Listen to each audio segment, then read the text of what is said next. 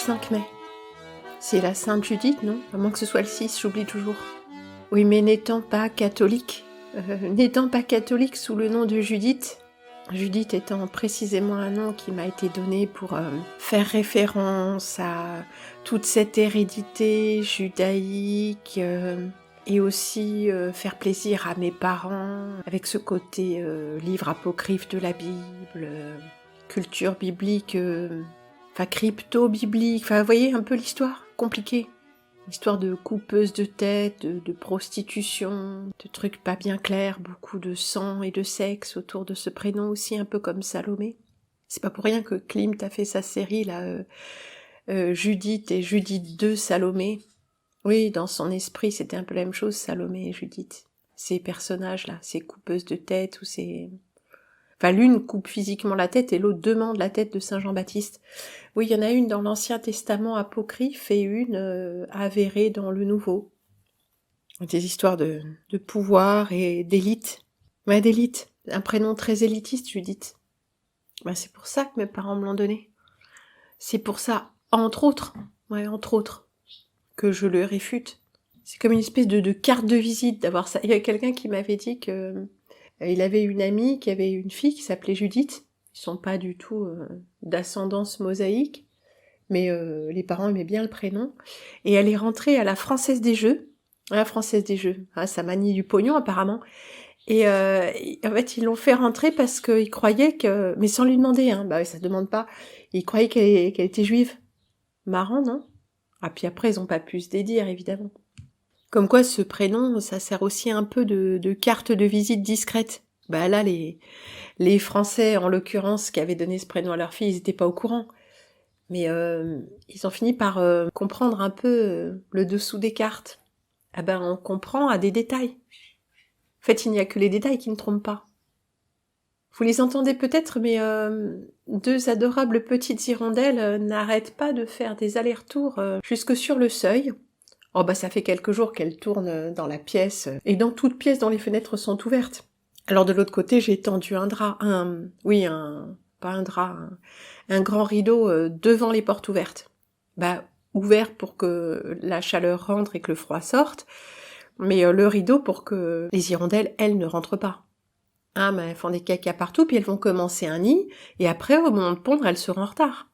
Parce qu'elles n'arrivent pas à se décider. Elles disent, mais regarde chérie, c'est bien ici, il y a les poutres et tout, on est à l'abri du vent. Ouais, mais j'ai beau leur expliquer que je ferme le soir, de toute façon elles ont bien dû s'en rendre compte. Et là, ça volette. Elles ont trouvé un endroit où il y a un petit décrochement du mur, un faux mur, quand ils ont dû séparer la pièce, là. Oui, un mur qui arrive avec un petit décrochement quasiment dans l'ouverture de la porte. Ouais, on aurait pu mieux faire. Mais peut-être que après la pièce d'à côté était trop en longueur. C'est remaniement de maison, mais pas récent, puisque la porte de séparation est faite en bois, très belle, avant les années 50. Puis le mur est bien fait. Maintenant, ce serait plus fait comme ça. Quoi qu'il en soit, il y a ce petit décrochement, puis il y a l'énorme poutre presque centrale, on pourrait dire. Elle regarde, elle volette dans les toiles d'araignée, là. On se met très bien là, quand même, Jojo, qu'est-ce que t'en dis? C'est bien, ouais, mais je crois qu'on nous regarde, Josette. Mais oui, j'arrête pas de leur dire. Puis là, dehors, ça parlemente. Non, qu'est-ce qu'on fait? C'est adorable. Le ciel est absolument gris. Je crois un peu plus tôt, quand je me suis réveillée, il y avait un peu de lumière, sinon soleil. Lumière pas bien nette. Mais bon, le matin, pour moi, c'est difficile, je perçois des choses, mais en fait, je ne suis pas là. Ça, c'est depuis toujours, Mais ça ne s'améliore pas, bien sûr, mais... Je crois que je suis réveillée, mais en fait, je suis pas là, je suis pas encore revenue. Pour moi, personnellement, le moment du retour depuis le rêve ou depuis le sommeil est plus problématique, dans le sens où je suis plus sujette aux attaques en me réveillant qu'en m'endormant. Je l'avais toujours remarqué. Je détaillerai un jour de quelles attaques il s'agit, mais un peu tout. Sauf quand... il y a des trucs très très bizarres. Des emprises quand on s'endort. Quand je sens que je vais m'endormir, que je ne peux pas du tout résister au sommeil, que quelque chose s'empare de mon esprit. Parce que c'est vrai que j'ai une résistance terrible au sommeil. C'est un problème. ou bien que je me sens doucement m'endormir, il faut que je fasse l'effort. Bah oui, de calmer le mental, C'est fini, oui. Voilà, de me détendre, et je sens que je vais m'endormir doucement. Mais là, il y a des fois des trucs où je sens que comme si j'allais partir avec vous savez, la tête qui part en arrière quand on s'endort brusquement, plus ou moins adossé, et ben même allongée, je peux partir comme ça. Et quand je pars comme ça, mais c'est qu'il y a quelque chose de pas bon du tout, genre paralysie du sommeil ou des espèces de trucs absolument terrifiants et démoniaques, difficilement descriptibles, mais qui font que quand on se réveille, à toute force, on essaye de ne pas se rendormir, parce que quand on se rendort et qu'on est encore dans cette vibration-là, on repart dans ces terreurs, c'est un état. Est-ce que c'est un état mental et émotionnel ou vibratoire? Est-ce qu'on est vraiment emmené dans des dimensions de très basse vibration? En tout cas, c'est terrifiant. Pourquoi je disais ça? Ah oui, parce que le matin, je suis pas là. Et entre-temps, ça s'est complètement couvert. Il n'y a pas d'ombre, il n'y a pas de lumière. Faudrait presque allumer à l'intérieur, mais là, j'ai pas envie. Dans un quart d'émail blanc, quelques orchidées sauvages finissent de faner, et les premières roses sauvages de l'églantine ont éclos. Quelle couleur! C'est vraiment très très beau. Et mon petit rosier aussi. L'un de mes 2 petits rosiers, l'autre est arrivé en tellement piteux état, avec tous ces petits boutons abîmés, des petites bouts de branches. Vous savez, c'est des rosiers qui arrivent, ils font à peine 25 cm de haut, avec leur motte. Et non, tous ces boutons ont été cassés, les petites branches, donc ces feuilles sont belles, d'un beau vert un peu clair et grisé, très verni, très beau. Mais il n'y a pas de fleurs, et sur l'autre, ce sont des roses orange rosé au rose orangé, couleur coucher de soleil. Un coucher de soleil à l'ancienne. Quoique, là on a des couleurs un peu comme ça, mais ça n'a pas la douceur. Puis après une journée de bombardement, on voit bien que c'est scabreux comme rose orangé. Il y a beaucoup de suspension, Non, je pense à ces couchers de soleil avec de la limpidité de l'air. Ça sent la pluie, là. Mais pourquoi pas?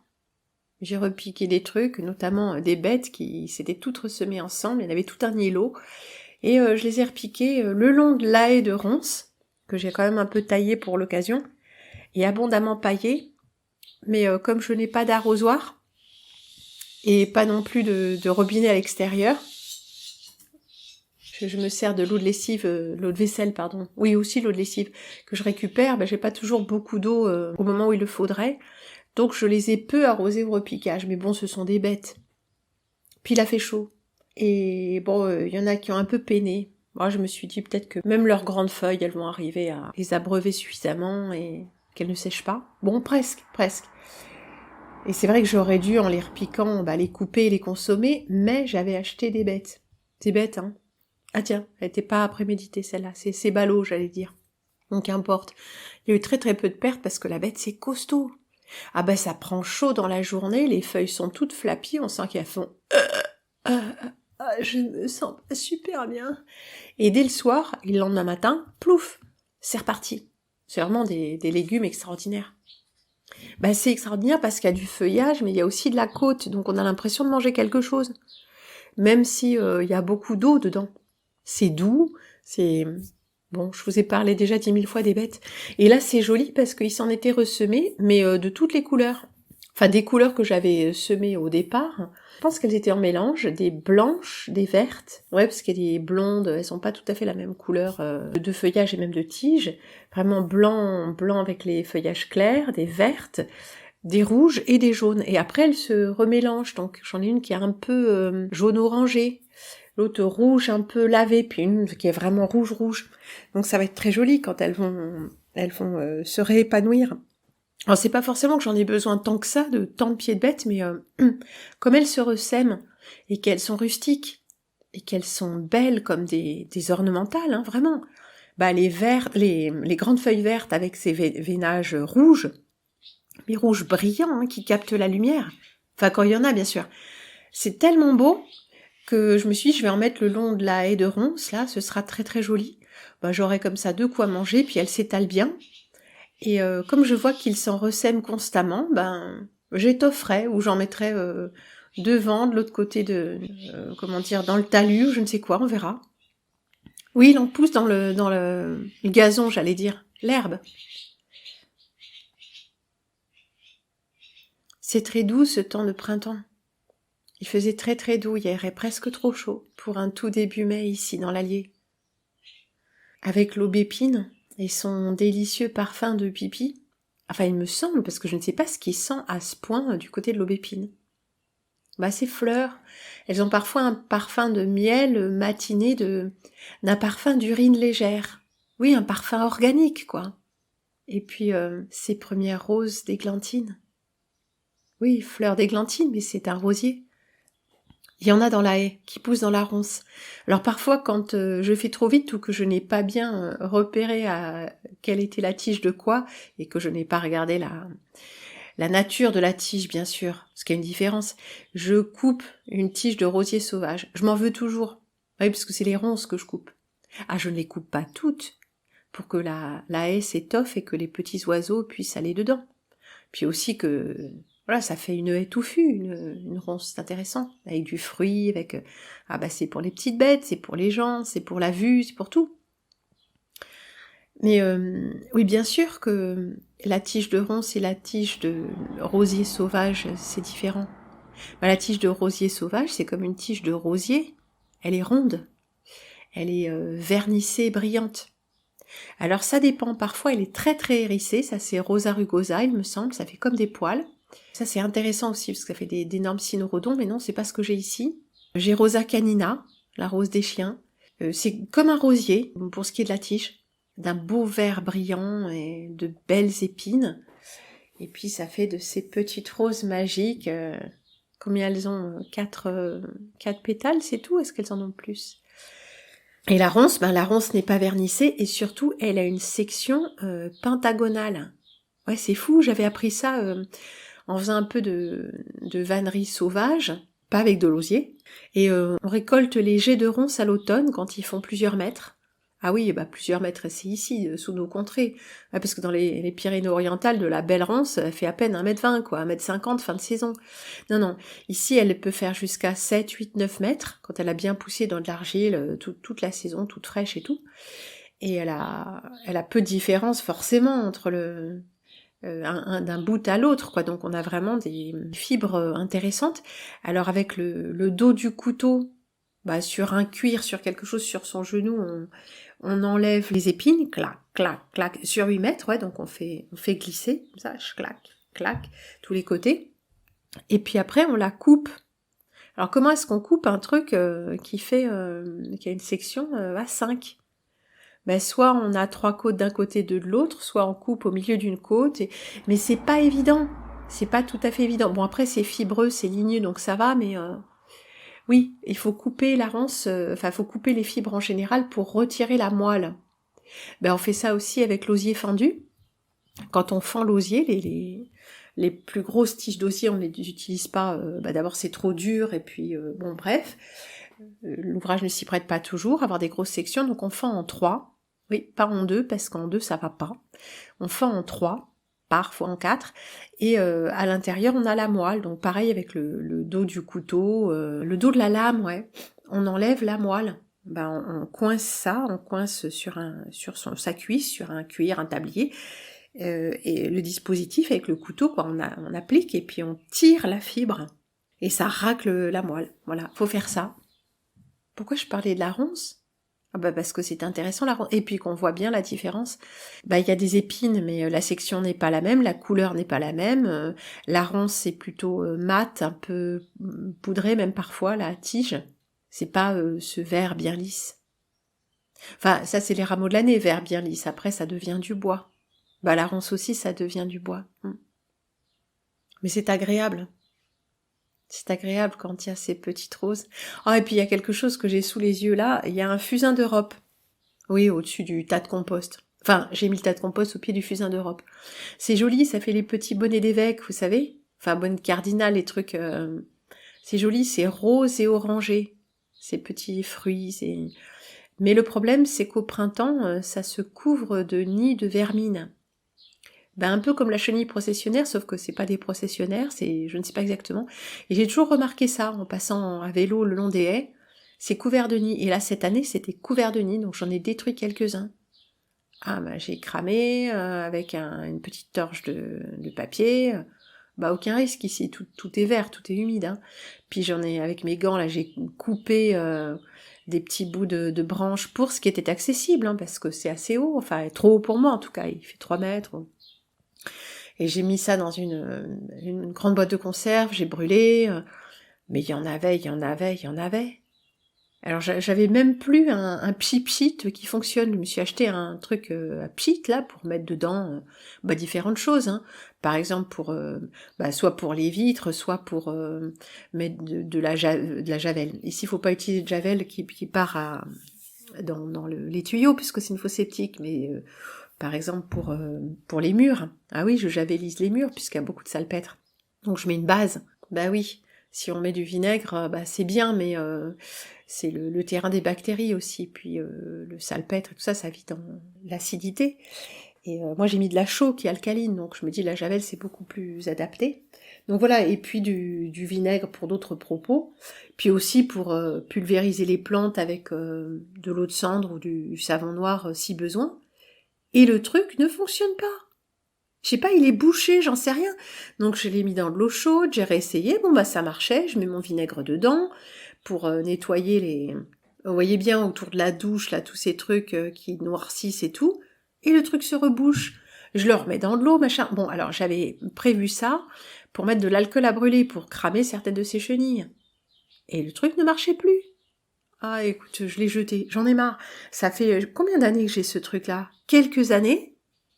Et là, les 2 dernières années, j'ai pas pu m'en servir parce qu'il est tout embouché, donc je l'ai balancé. Ouais, un joli petit truc, mais du plastique. Non mais ce monde est fou. Mais je vais pas garder un truc parce qu'il est bien, il présente bien, mais qui marche pas et que j'arrive pas à le revoir. Bon, je m'échauffe et il fait de plus en plus noir. En tout cas, il y avait ces chenilles de partout qui font des fils et puis elles montent et descendent le long des fils, hein, comme les anges de l'échelle de Jacob. Hein. J'ai vu les anges monter et descendre. Ouais, c'est un peu dégueu. Hein. Donc j'ai détruit ce que je pouvais parce que je trouvais qu'il y en avait trop. Mais je ne sais pas ce que ça donne après. Est-ce que c'est de la pierrite du chou J'en sais rien, un truc qui va bouffer le jardin. Je ne sais pas. C'est la première année qu'il y en a autant. Vraiment autant. Avant, je ne les avais même pas remarquées. Puis elles sont grosses. Oui, généralement, ces chenilles, c'est comme celles qui descendent des pruniers et trucs comme ça, elles sont toutes petites sur leur fil. Ah, mais je les ai trouvées vraiment grosses et dodues, hein. Mais comme les rapunchous cette année. Énormes. Il y a un truc, là. On va voir débarquer les blattes géantes ou... Enfin. Je trouve tout étrangement calme. Comme si, même si les gens font semblant autour de moi, tout était au point mort. Quand je dis que la vie a été retirée du monde, les gens font semblant de ne pas se rendre compte que l'élan n'y est plus, même pour eux. Ils continuent à faire ce qu'ils voulaient faire. Ils ont peut-être même des projets, mais ils sont en pilotage automatique. Oui, puis vous qui me dites, non mais des fois j'en ai assez de regarder le ciel, bon d'accord on sait, mais je préfère ne pas voir. Ah ben vous êtes à la mauvaise adresse avec moi, hein, les amis. Parce que moi je préfère voir. Et c'est pour ça d'ailleurs que je fais des photos, et des photos que je vous ai concoctées. Le temps que vous entendiez ceci, peut-être l'aurez-vous déjà vu, une chronique du ciel du mois d'avril, après avoir fait Mars. Mais oui, parce que c'est ce que nous pouvons regarder jour après jour, je le martèle. Tout le reste nous échappe. Enfin, en grande partie. Mais où que nous soyons même relativement retirés des affaires ou du monde, nous pouvons voir le ciel au-dessus de notre tête et nous rendre compte que non, ça n'a pas toujours été comme ça, et qu'il n'y a pas si longtemps ça n'était pas du tout comme ça. Pendant l'enfermement, quand nous levions les yeux depuis notre balcon, nous qui avions la chance d'en avoir un, ou de la fenêtre, nous qui avions la chance d'avoir une vue de la fenêtre, eh bien le ciel était pur. Il n'était pas seulement bleu, il était pur.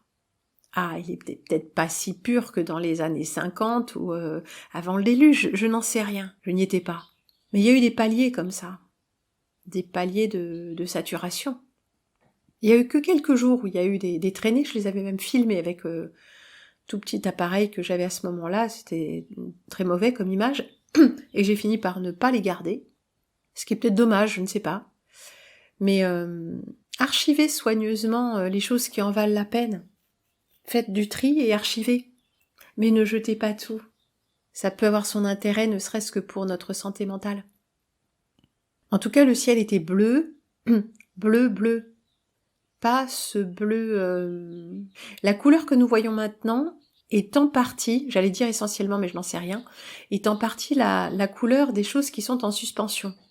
Soit que ces choses soient colorées, je ne le pense pas, soit qu'elles reflètent, réverbèrent et diffractent la lumière d'une façon spécifique.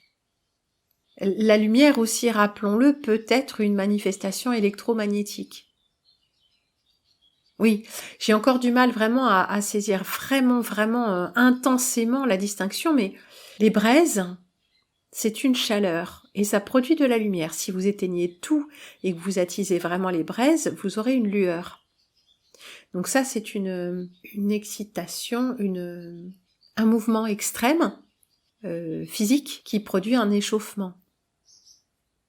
C'est ça la chaleur. C'est un état d'agitation. Dans le micro-ondes, c'est ça. Ce qui produit la chaleur, c'est un état d'agitation. Alors quand on agite l'eau, elle ne s'enflamme pas. Mais il y a des choses qui s'enflamment. Donc les braises sont une lumière de chaleur. Et ça se voit. Ouais, c'est pour ça que nous aimons regarder le feu. C'est pour ça que les hommes aiment regarder le feu. Leur nature yang se trouve complètement exaltée. Mais bien sûr que les femmes aussi aiment regarder le feu, parce que ça réchauffe leur nature yin. Ah, j'ai toujours réponse à tout. Mais c'est pas forcément faux. Et qu'on aime regarder l'eau aussi, l'eau en mouvement. Ou l'eau calme d'un lac. Mais il y a des gens que l'eau calme d'un lac, ça angoisse. Moi, ça aurait tendance à m'angoisser. C'est joli le miroir de l'eau, mais je préfère le mouvement de la mer, le ressac, ou une cascade. Oui, parce que tout ce mouvement génère aussi des ions négatifs. Oui, mouvement égale ion négatif. Et ça, c'est très, très bénéfique pour nous. Je sais plus qui appelait ça les vitamines de l'air. Bref, nous avons cette lumière de chaleur. La bougie aussi est une lumière de chaleur. Un embrasement. Mais la lumière des diodes électroluminescentes, bien qu'on me fait remarquer qu'il pouvait y avoir une surchauffe aussi, une sensation de chaleur, ce n'est pas une lumière issue de la chaleur. Elle provoque un échauffement, mais c'est une lumière d'essence électromagnétique. Comme les aurores boréales. Ce n'est pas une lumière de chaleur. Donc on peut, pour reprendre la terminologie taoïste, avec laquelle je suis assez à l'aise, ayant beaucoup étudié la question, pas de la religion, de la pensée, enfin on va dire du décodage de ces vérités de la tradition primordiale, encore une fois entre guillemets, ces vérités qui sont enseignées par des systèmes de pensée complexes. Donc, on pourrait dire qu'il y a une lumière d'essence yin, électromagnétique, comme le néon, les aurores boréales, les choses comme ça, peut-être même le soleil, et une lumière d'essence yang, le feu, les braises, une ampoule à incandescence. Pourquoi est-ce qu'on nous a retiré ces ampoules à incandescence interdites, j'ai toujours le papier quelque part. En 2009, ce sera interdit. Ouais, j'avais mis ça de côté en 2007. C'est marrant de voir les choses à rebours comme ça. Et à chaque fois, je me dis, dès que je retrouve ce papier, je vous le lirai, puis je l'ai retrouvé, mais c'était à la montagne, je pouvais pas, voilà, j'avais pas le studio d'enregistrement à portée de la main, enfin. On nous a retiré ça, l'incandescence, le côté chaud, le côté feu, le côté feu fécondant. Et à la place, on nous a remplacé tous les luminaires par une lumière électromagnétique. Bon.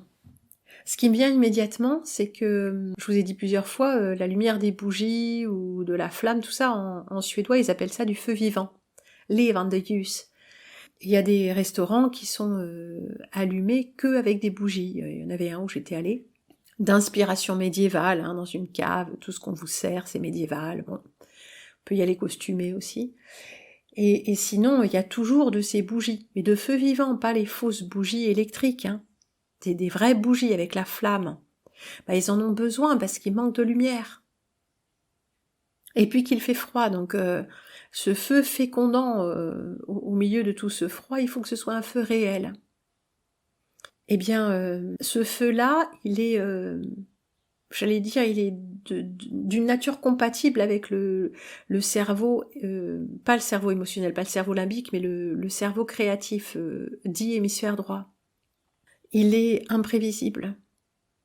Les mouvements de la flamme d'une bougie sont statistiquement prévisibles, mais exactement imprévisibles.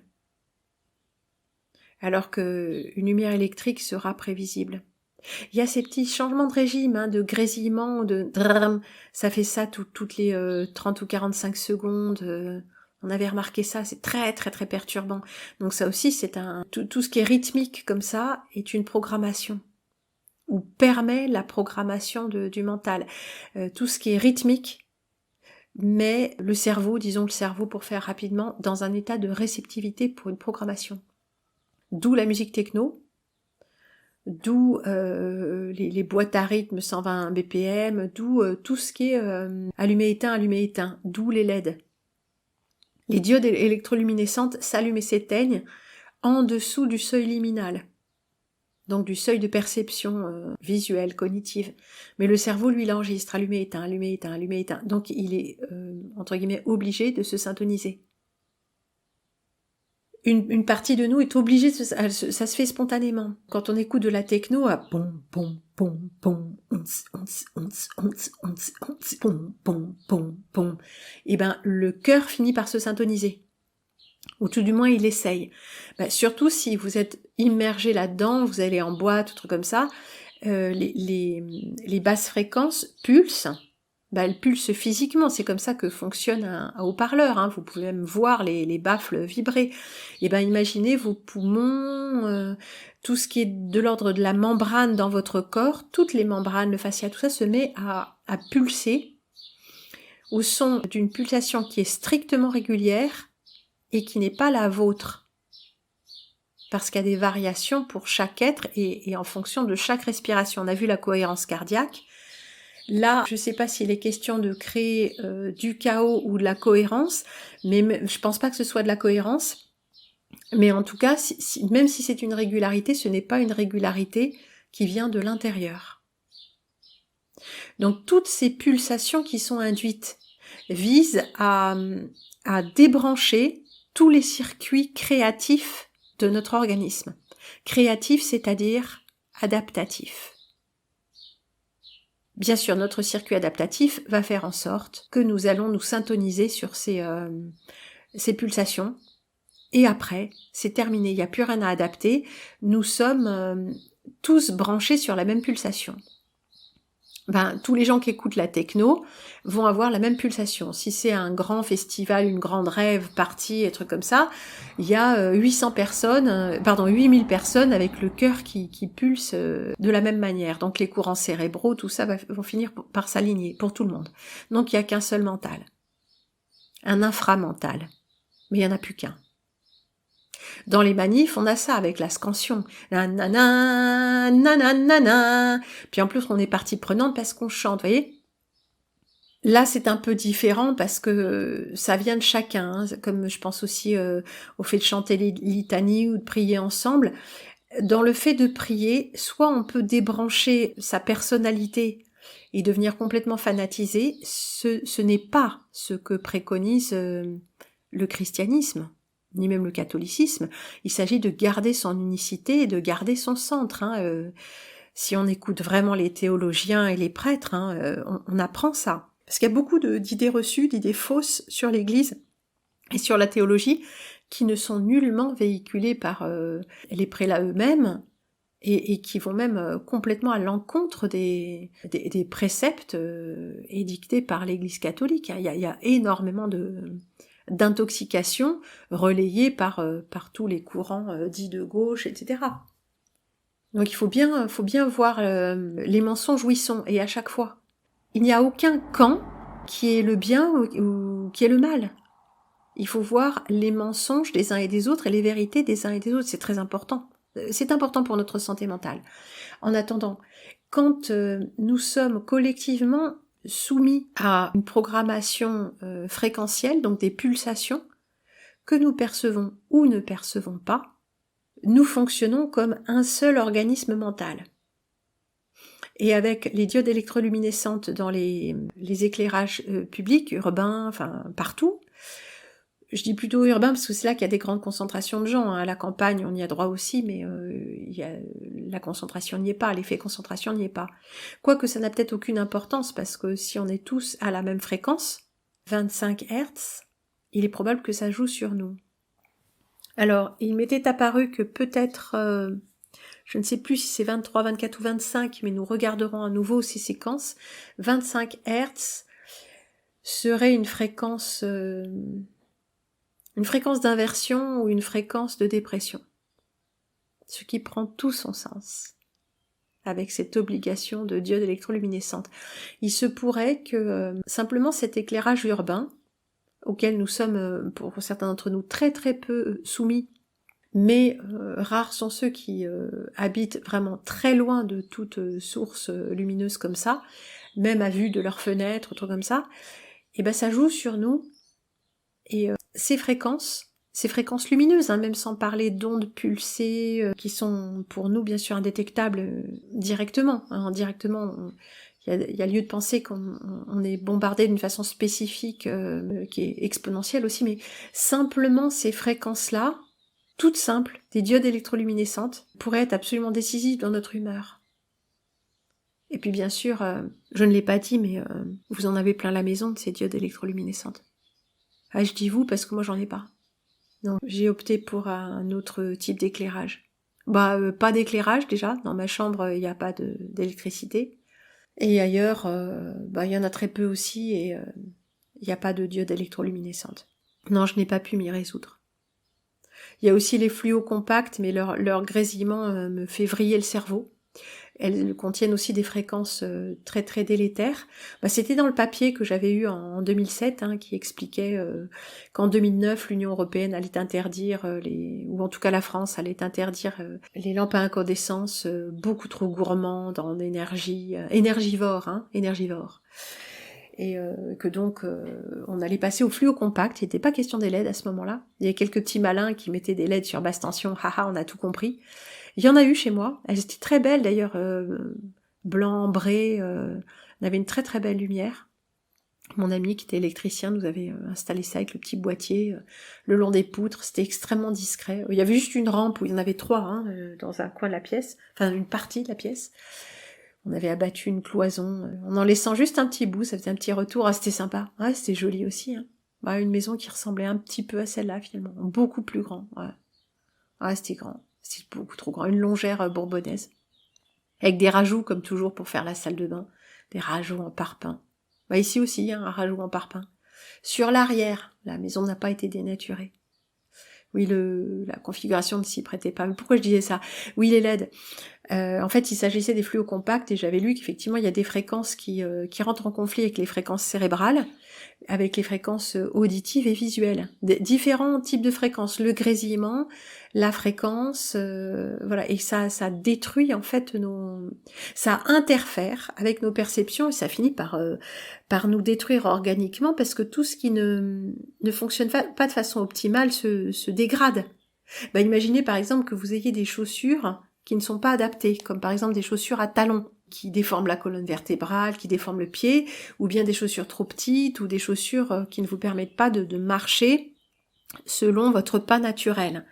Au bout d'un moment, si vous ne changez pas de chaussures, si vous êtes vraiment obligé de porter ces chaussures, ou vous avez des fers aux pieds, on peut tout imaginer, eh bien votre pied, votre cheville, votre dynamique de la marche, votre genou va s'adapter, mais il va s'adapter suivant quelque chose qui n'est pas voulu par votre nature physiologique. Donc en s'adaptant, ça va se déformer. Il va y avoir une usure des cartilages, tout ça. Donc vous avez perdu une fonction physiologique par une suradaptation à quelque chose qui n'avait rien à voir avec votre corps. Eh bien c'est pareil pour tout ce qui est du domaine visuel et auditif. Je ne le dirai jamais assez.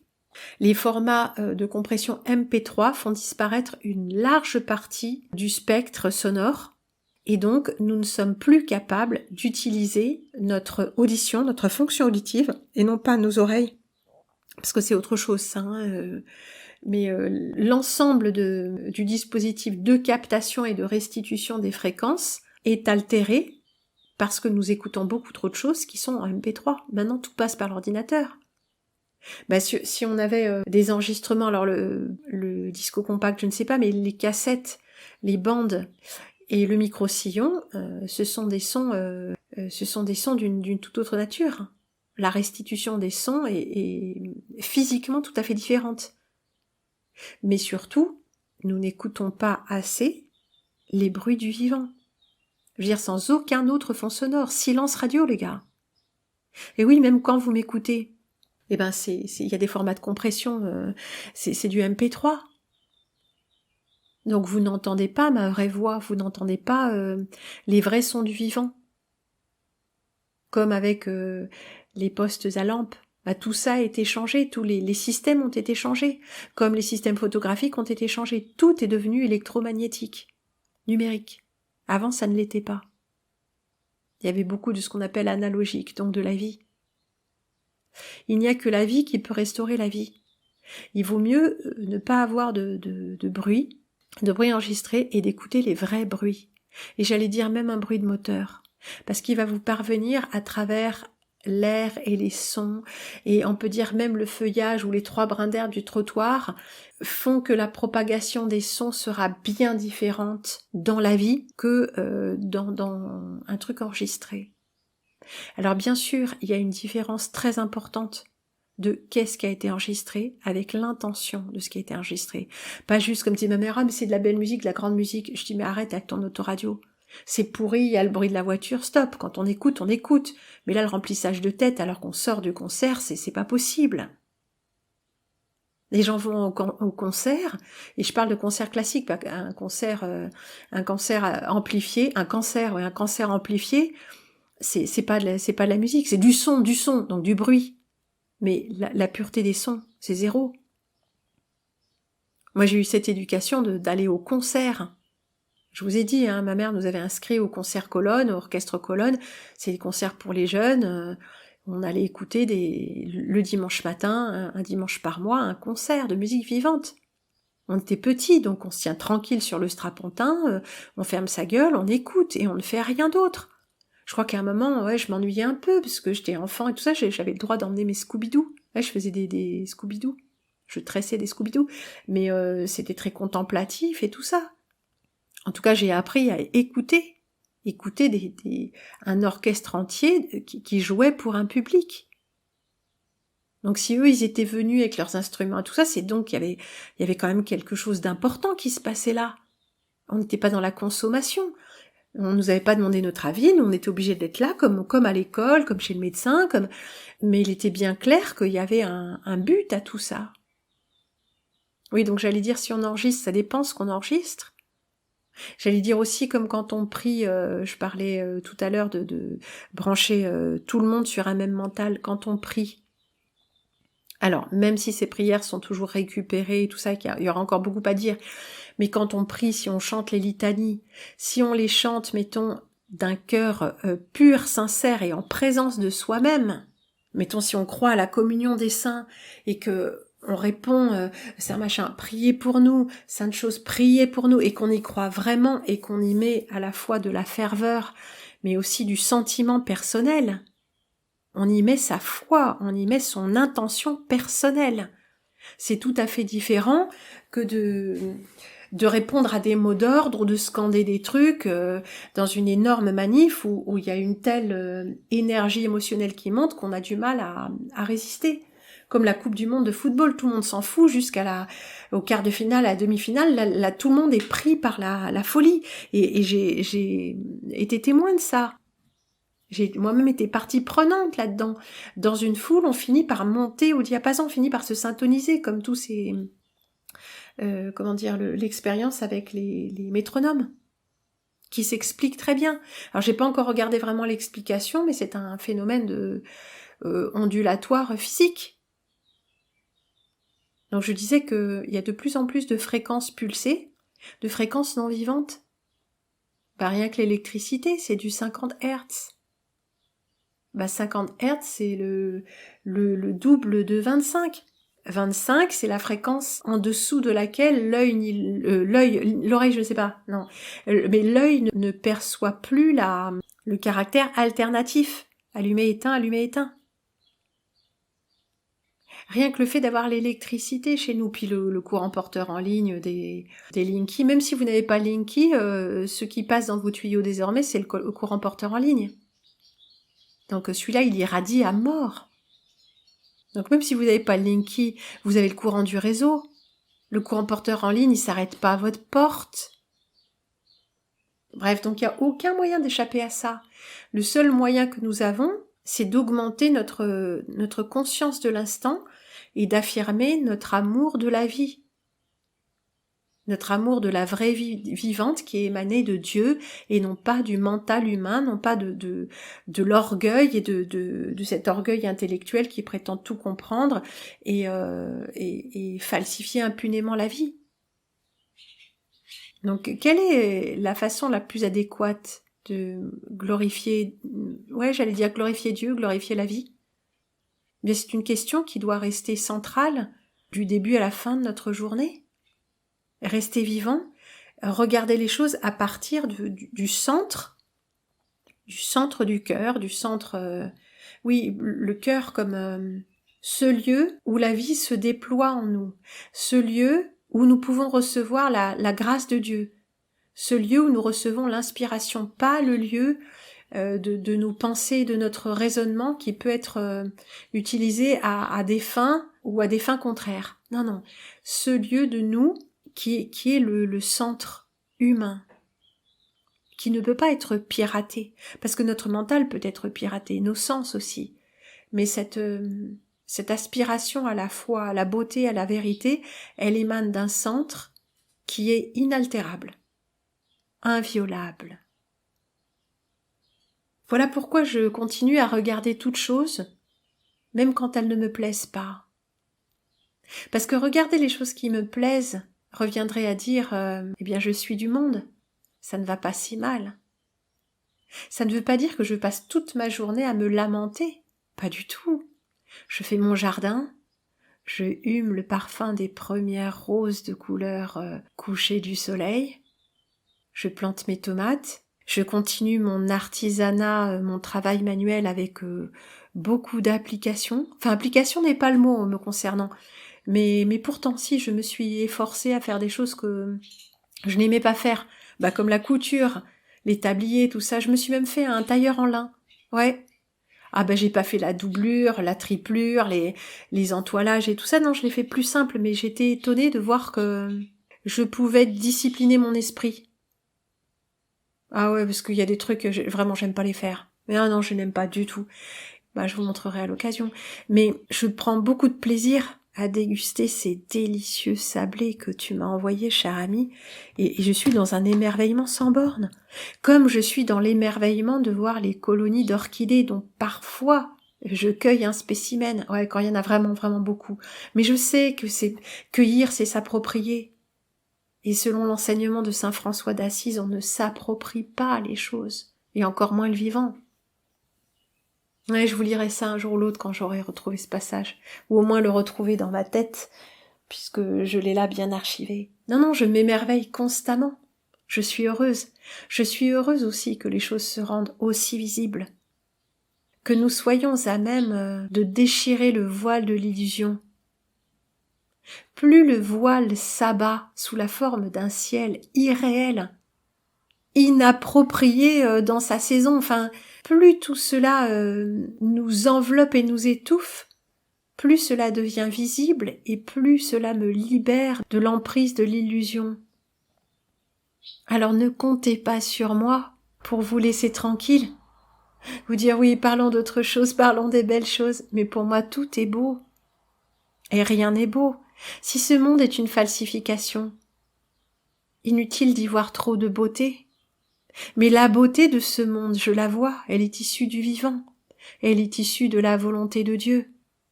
Dieu comme être non séparé, source de toute vie. Alors qu'ici nous sommes sous le règne de la séparation.